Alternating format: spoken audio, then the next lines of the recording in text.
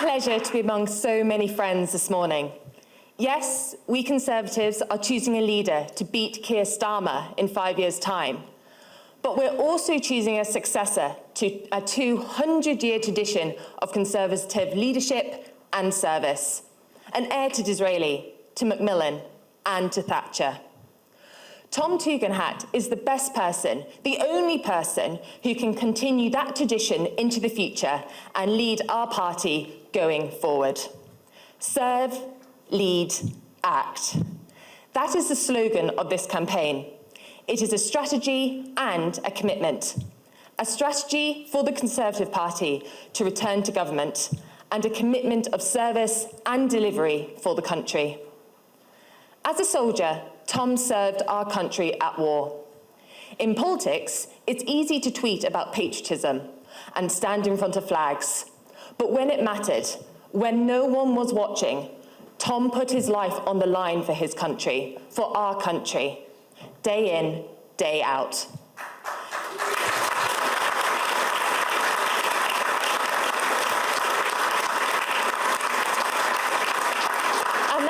And that's because when he speaks about loving his country, he means it, and he will act on it. I won my seat from the SNP in July.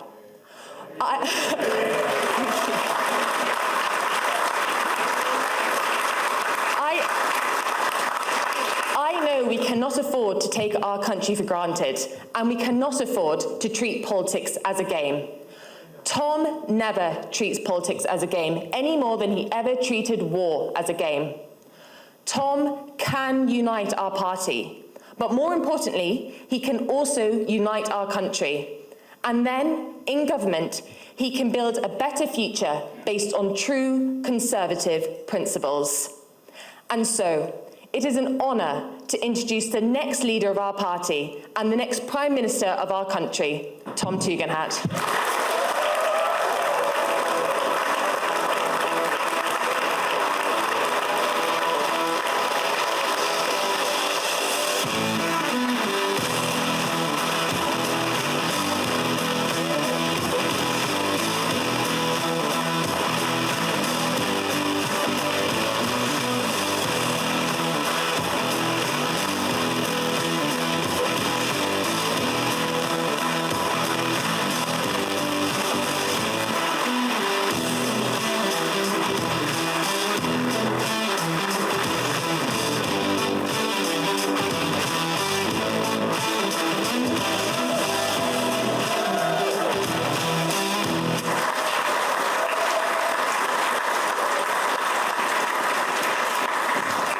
Good morning. It's nice to see you too. Look, I'm here actually to apply for a job. But I've got to be honest with you, it's not the job I want. I don't want to be leader of the opposition. I want to be Prime Minister.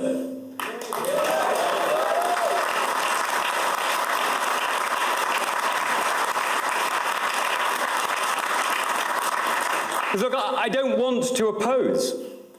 I want to govern. But first we need to change. Because while people may sometimes vote for a party they don't always love, and sometimes they'll vote for a programme that they don't fully agree with, they will never vote for a party that they've stopped taking seriously. Now that's why I'm standing. I will make the Conservative Party a serious force again. I will make us respected for our experience and our realism, admired for our integrity, acknowledged for our achievements, and given credit for seeing the errors that we may make and correcting them. Now, by doing that, I believe that I will lead our party back to power.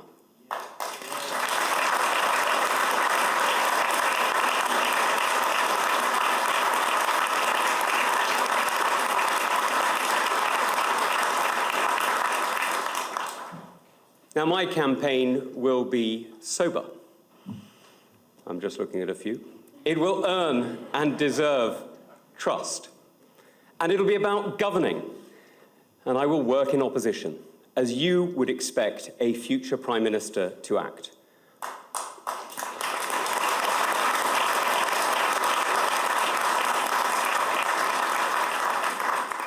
Because what I've learnt about leadership, about fighting for liberty and protecting our security, I didn't learn in Westminster, but in the army. And I won't be playing politics. I know that integrity matters. So I want to start with an apology. The Conservative Party owed you better.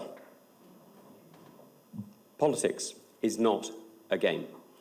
And we all know the cost when government isn't sober and serious. We saw it in the lives lost in Afghanistan, and then in that wasted chaos of that withdrawal. We saw it during COVID, not just in the lost years of education that cost so many, or the opportunities missed, nor even in the grief for lost loved ones, or those left to cope alone, but through the disrespect and the double standards. Now, like you, I witnessed the recent political trauma with a combination of depression and anger. I witnessed the failed coups and the successful ones, and I saw duty give way to ego. And that's why I'm standing before you today. Because this country can change. We must change. And Britain deserves better. And we need a different government. One that will serve our country with conviction and act for you. One that remembers the core duty of the state. And I believe that message is simple. My mission is the happiness and prosperity of the British people. Now, let me say that again to be absolutely clear. My mission is the happiness and prosperity of the British people. Now, it's easy to say, but it's tough to deliver. Because at its heart, it's about putting the government back at the service of the people. It's about investment and innovation, but it's also about freedom. Freedom to succeed, and yes, freedom to fail. It's about a commitment to grow our economy and to see our people prosper. And that's why this election, it's not just a coronation, it's not just a referendum on immigration or any other policy, it's not just a chance to refight old battles. That's all the politics of the past. What we are doing is we are choosing a new leader who sees clearly the challenges that we face, and we're giving them 4 years to do the hard work to prepare so that the next Conservative government will not waste one moment. We need to be ready from day one.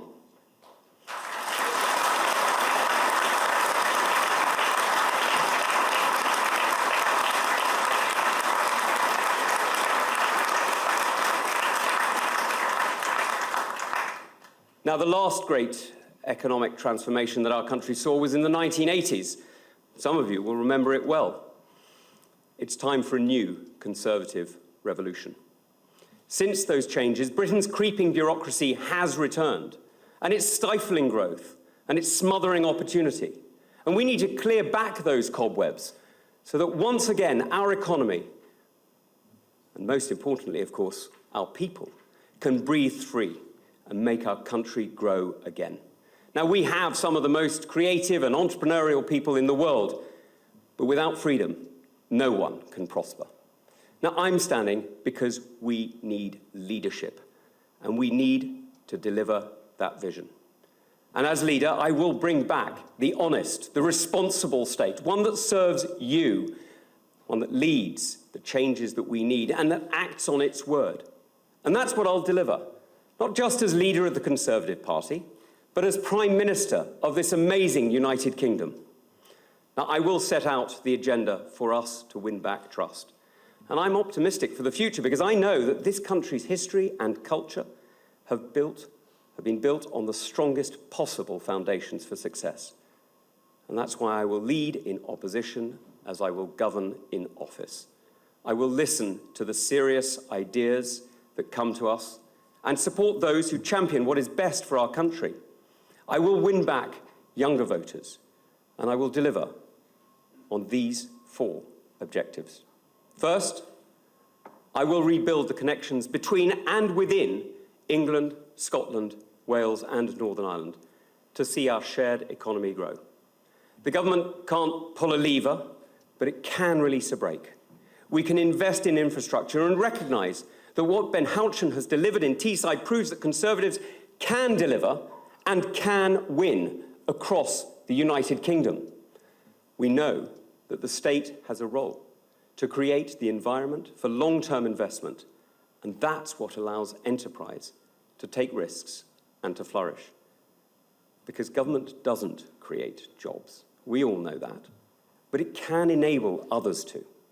And that's not just about planning. It's about everything, from lower energy costs and better transportation to infrastructure, education and transport. It's about recognising that talent is found across our country, but opportunity is not. This is about making sure that every part of our great United Kingdom has the respect and the commitment from our government to allow our people to succeed. It's about ensuring that this country has the right skills, the right grid connections, and the right infrastructure. We are already a nation of entrepreneurs. We already have more startups each year than anywhere else in Europe. And we also have more unicorns than my daughter has drawn on the walls of her bedroom. But our overregulation has made pensioners poorer by reducing savings returns, and it's drained the pools of capital we need to grow global leaders. Now, I'm going to draw lessons from Australia and Canada, where private savings and public investment have seen resilience and investment in infrastructure grow. And I will sunset the rules that are constraining smaller firms from innovating and competing.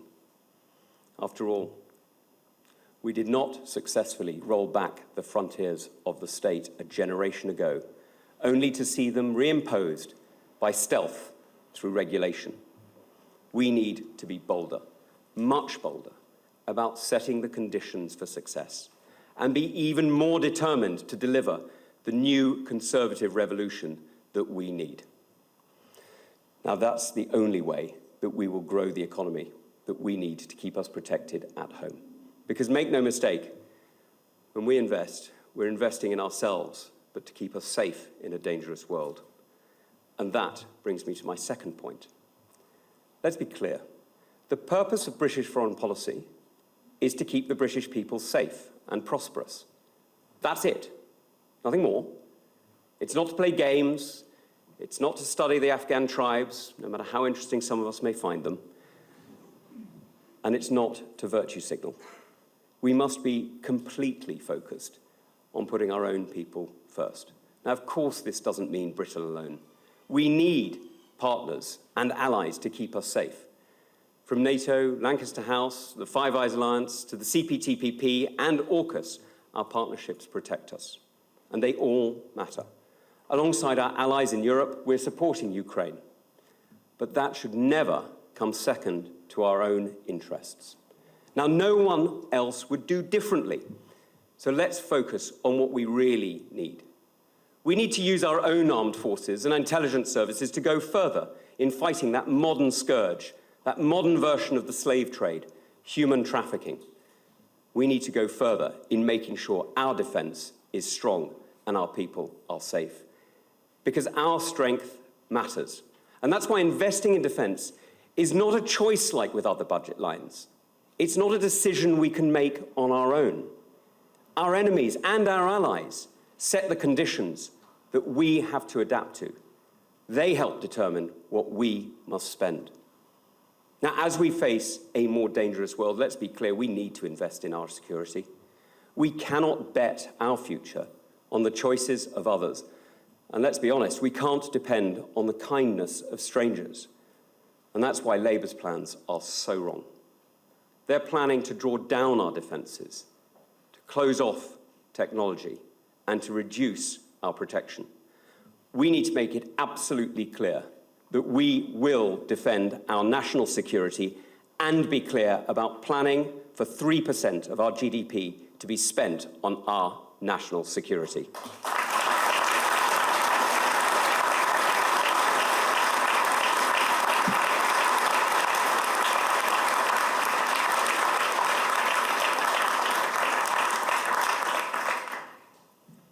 Now, many years ago, Many of you heard me warning about the danger that we're seeing change around the world. And I was right to warn that the golden era with China was over. I was right to warn that Moscow's gold was corrupting. And I'm sad to say that I was right to warn that the violence coming out of Tehran and threatening us all around the world is a danger to everyone in the civilized world. This is no time for a faint heart or for a novice. We need to understand clearly that the threats we face, the threats that are out there, they are real. And for me, this is personal. Now, a century ago, my family's name was perhaps not common, but it was certainly spread across Europe. In that generation of totalitarian hatred, it disappeared from many countries where we had called home. We cannot appease tyrants, and that is a battle I have fought for years, and I have been sanctioned by Russia, Iran, and China because of it. So I guess there's 3 leaders who won't be pleased if I win. But the world is becoming more dangerous, and we do need to protect our interests. We need to reset Britain's foreign policy and rethink many of our assumptions to rebuild our resilience. And that starts at home. And it brings me on to my third point. Migration matters. Our security challenges are all connected. From energy and food to the environment and migration, we must realize that we are actually making choices as we balance outcomes. And we've got to be honest with the British people about the decisions we're taking and the choices we're making. High levels of low-skilled migrants are a choice. We allowed businesses to underinvest in skills and to make up for it by hiring from abroad. We allowed a culture to develop that saw people opt out of work. And we started to change that in recent months, but let's be honest, over earlier years, we issued the visas needed to make sure our economy could have the illusion of growth while avoiding the necessary work of fixing these core problems. Now, our country was left dependent on immigration to maintain our active workforce. And after Brexit, instead of fixing the cause, we swapped young Europeans for older families from around the world, again, maintaining the illusion of growth at the expense of real growth and real productivity gains here at home. Now, that is the economy that we've run. That is the system that we have. And that's why migrant numbers are higher than ever before. And we've left ourselves with an invidious trade-off between immigration and the economic growth necessary to fund our public services. That's why there isn't a quick fix to this question, because we can only change the migration numbers and truly grow the economy that people feel, the money they earn, the cash in their pocket, if we're serious and honest about the choices we need to make. And it's just not true to say that one bill or one treaty could do that. We need to rethink our entire economy and invest, of course, in automation and training. But that alone isn't enough. We need to go much further. We need to make sure housing is affordable and transport connects people to jobs. And perhaps most of all, we need to change the culture amongst those who have been left idle and ignored, and amongst those who've been willing to leave them there. Now, I will be serious about leadership. I will connect policies and recognize complexity. But to drive change, we do need clear targets. Otherwise, there's always going to be another excuse. So under my leadership, the maximum level of non-British net migration will be capped at 100,000 people a year.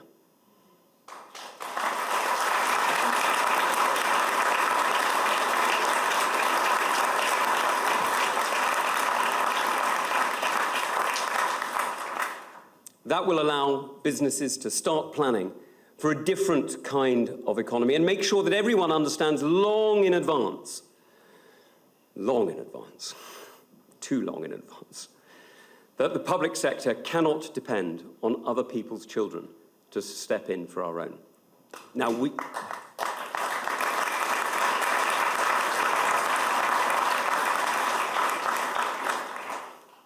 Now, we need to begin that change now. We need to make these 4 years of opposition count, because we need to stand up for the rights of our citizens, and we need to make sure we're standing up against those who try to harm us. And this comes to a different point on migration. We need to be clear that citizenship comes with duties and obligations. Canberra understands this. Australia recently expelled migrants who committed serious crimes, and those who were naturalised citizens were stripped of that citizenship. Last week, Germany, a country that obeys many of the same rules as us, deported 28 serious criminals back to Afghanistan. Now, where there are obstacles to us doing the same, we must remove them. The British people should never have their rights trumped by the rights of criminals who have come to do them harm.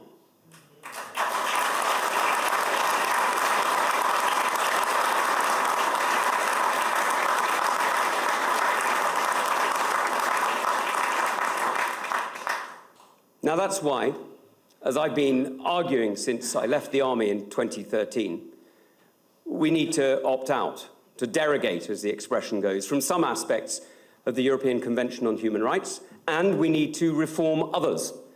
And if we can't achieve what we need to in a reasonable time frame, we need to be prepared. I am prepared to leave. I am absolutely serious about my commitment to our security. I can't deliver on my mission to achieve the happiness and prosperity of the British people if we're not safe at home and secure in our own country. And that's also what brings me to my last point. We need to invest in, and we need to reform, our public services. Now, many of you will know that I care very deeply about our security and our defence, and I also care about migration and the growing economy. But as a father, my immediate priority is my children, their education and their future. Now, our kids are incredibly lucky to have the most amazing head teacher and a fantastic team of staff who teach them. And as an economy, that team has been freed to do what they think is best for their students, for my kids, and we trust them to deliver. They're the professionals. They know what they're doing. And that's allowed them to innovate, and they've adapted to the needs of our community, to the needs of the families and the children in our school. But now Labour are saying they're going to end that freedom.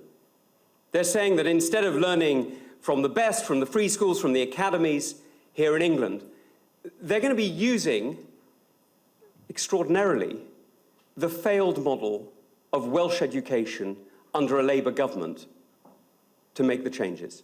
Now, that's disastrous. It's not just disastrous for our children, it's disastrous for our future.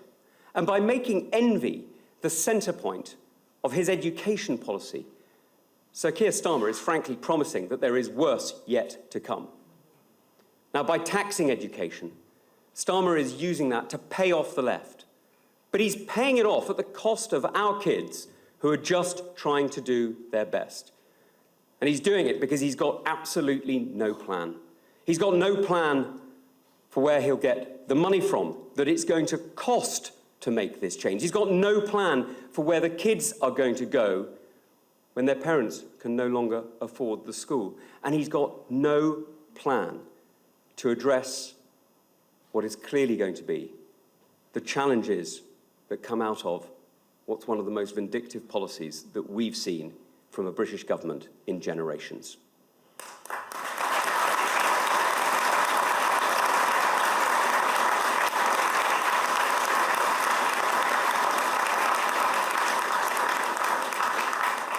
Now, we know what he's going to say. He's going to say he's taxing the rich. But he's not. He's attacking families. He's attacking that connection between all of us, that desire that every parent has to do their best for their children, to make sure they have a better start, a better future than they had themselves. And as Conservatives, we don't accept that. We are on the side of families. We're on the side of those who work hard and do the right thing by their community and by our country. And that's something that James, that Kemi, Mel, Priti, Rob, and I all agree on. That's why I'm not fighting them. They're friends. They're good Conservatives, and they have my respect. I'm taking the fight to Keir Starmer.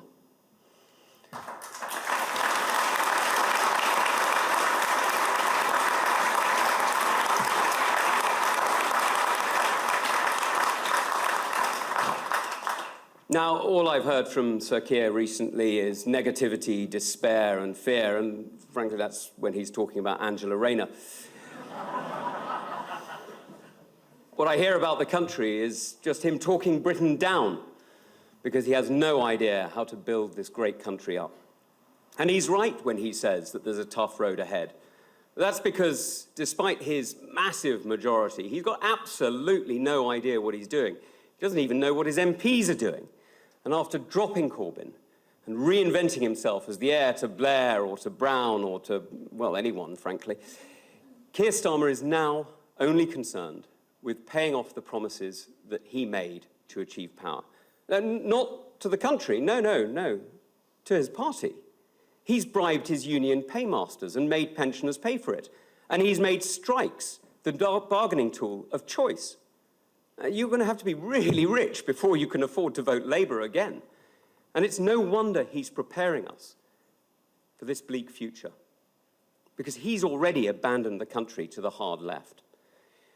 When he took down that portrait of Margaret Thatcher in Number 10, it wasn't just some sort of cheap political stunt that was beneath the dignity of Tony Blair and Gordon Brown.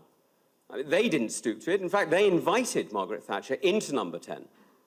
No, it was a rejection of the reforms that she brought in that empowered our citizens, that saw power going out back to the people, and saw opportunity and aspiration championed. He's abandoned all of that. He doesn't believe in the future, and he's abandoning the growth that we all need. That's going to cost us all. And it's going to cost none more than my friend's daughter, who has worked incredibly hard and won a scholarship to dance at the Royal School of Ballet. But because they're not a rich family, and because they depend on a scholarship and on reduced fees, it's demanded sacrifices. Well, this tax, this grasping of Keir Starmer's political envy, is going to make it unaffordable for them and no doubt for many other families. And while they are sacrificing, as all families do, Keir Starmer is making it harder for them. Now, that's who I'm in politics for. I'm in politics not for the games, not for the ideology, but for people. I'm in politics to support families and to serve our friends and our neighbours. I'm in politics because making our country safe and our people happy is the prime mission of any government. And we need our government to be there beside us. We need it to be there when we need it. But now we're starting to see our government control us. And that doesn't just take our liberty. It erodes our imagination, and it steals our ideas. And that's why I'm standing to lead this party and to become Prime Minister in 2029.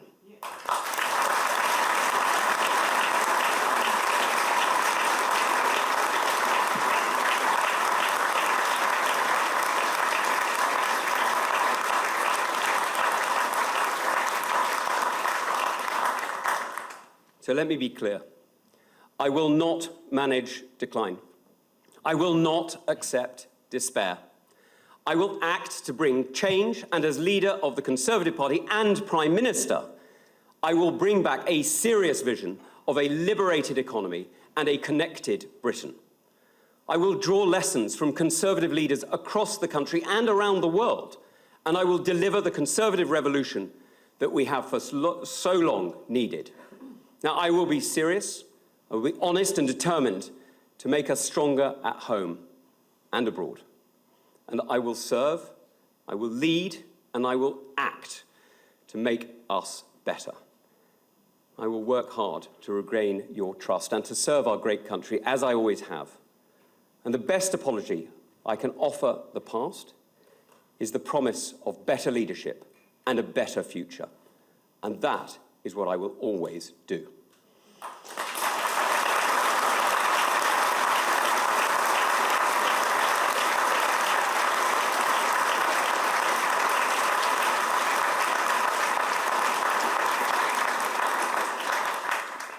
My promise to you is clear.